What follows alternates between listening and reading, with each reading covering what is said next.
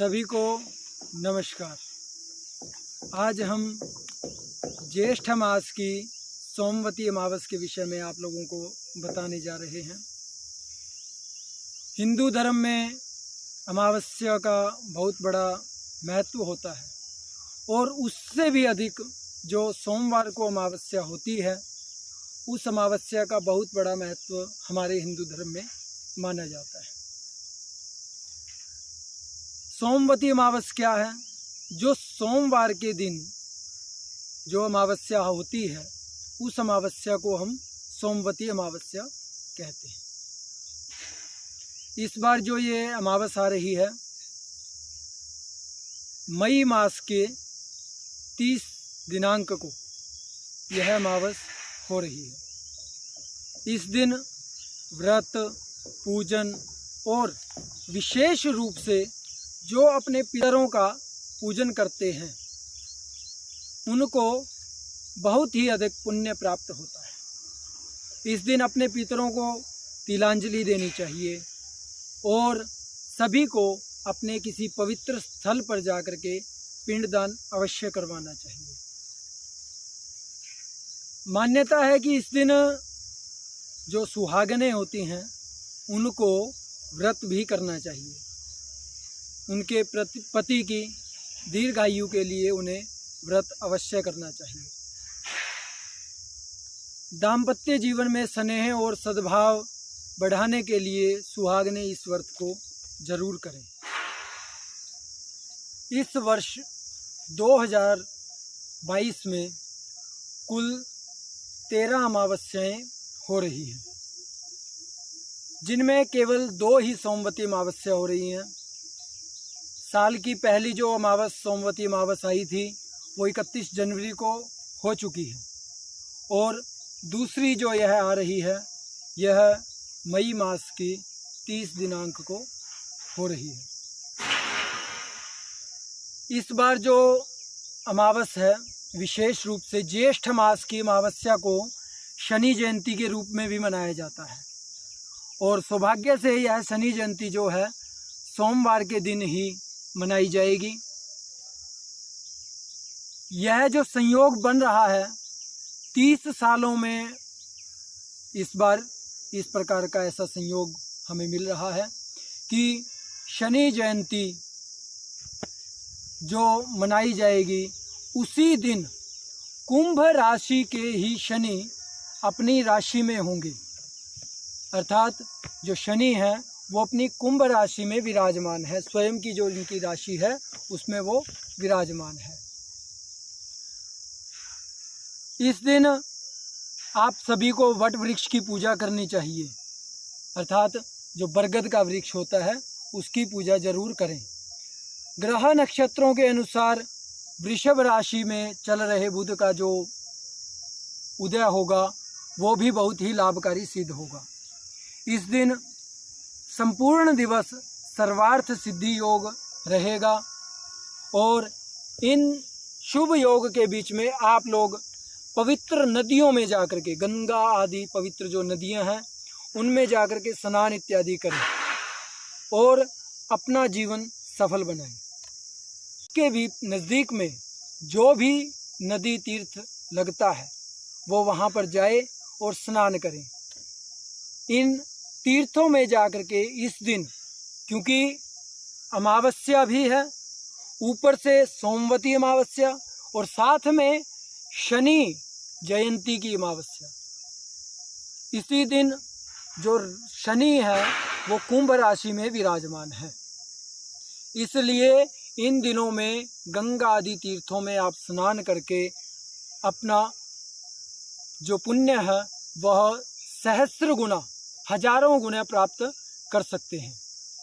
अगर आप लोग किसी भी तीर्थ में ऐसे नहीं जा सकते हैं, कारणवश बहुत दूर है या आप नहीं जा पा रहे हैं किसी भी कारण से, तो आप क्या कर सकते हैं, उसमें आप अपने घर पर रखे हुए गंगा जल को स्नान करने वाले जल में डालें और स्नान कर सकते हैं। इस बार जो अमावस्या तिथि हो रही है वो अमावस्या तिथि किस समय प्रारंभ होगी? यह अमावस्या तिथि 29 मई को अर्थात रविवार को मध्याह्न के दोपहर 2:54 पर यह प्रारंभ हो जाएगी और 30 मई को अर्थात सोमवार को यह लगभग 5 बजे तक रहेगी। इस दिन जो सर्वार्थ सिद्धि योग बन रहा है वह 30 मई को प्रातः 7:12 से प्रारंभ हो जाएगा और लगभग 5:30 बजे तक, शाम के जो 5:30 बजे तक यह योग बना रहेगा। अब हम आपको बताते हैं इस दिन करना क्या है, सोमवती अमावस को क्या किया जाए। क्योंकि इस जो अमावस को, सोमवती अमावस को शनि जयंती का जो योग बन रहा है, तो शनि जयंती के दिन इस शनि जो शिला है उस पर आप तेल से अभिषेक करवाएं या करें, जो शनि की कृपा के लिए बहुत ही लाभकारी रहेगा। और विशेषकर जिन पर शनि दोष लगा हुआ है उन जातकों को यह शनि पूजा जरूर करनी चाहिए। शनि के दोष से मुक्ति पाने के लिए आपको पीपल के वृक्ष के नीचे सरसों के तेल का दीपक लगाना है शाम के समय, संध्या समय में, और 108 बार ओम प्रां प्रीं प्रौं सह शनये नमः, ओम शं शनिश्चराय नमः, इस मंत्र का जाप करना है। सोमवती अमावस के दिन आप अन्न का, धन का और जो भी आपकी श्रद्धा हो उसका आप अधिक से अधिक दान करें। आप अपनी श्रद्धा के अनुसार काले तिल, काले उड़द, काले वस्त्र, काले चने या काला नमक दान कर सकते हैं। इस दिन जिनके माता पिता अपने देह को त्याग चुके हैं, जो नहीं हैं, वह अपने पितरों के निमित्त तिलांजलि प्रदान करें और किसी पवित्र स्थल पर जाकर के उनके निमित्त पिंडदान अवश्य करवाएं। अगर किसी भी जातक की कुंडली में सर्प दोष हो तो उनको अमावस्या के दिन पाठ करवाना चाहिए, शनि का जाप करवाना चाहिए। और जिनकी कुंडली में चंद्रमा कमज़ोर हो उनको सोमवती अमावस्या के दिन देसी गाय को दही और चावल अवश्य खिलाने चाहिए। इससे आपकी कुंडली में चंद्र दोष समाप्त हो जाएगा। सोमवती अमावस्या को धार्मिक दृष्टि से बहुत ही बड़ा महत्व माना जाता है। इस दिन जो महिलाएं हैं वो अपने पति की लंबी उम्र के लिए, लंबी आयु के लिए व्रत रखती हैं और प्रातःकाल ही मौन व्रत धारण करने का भी निश्चय करती हैं।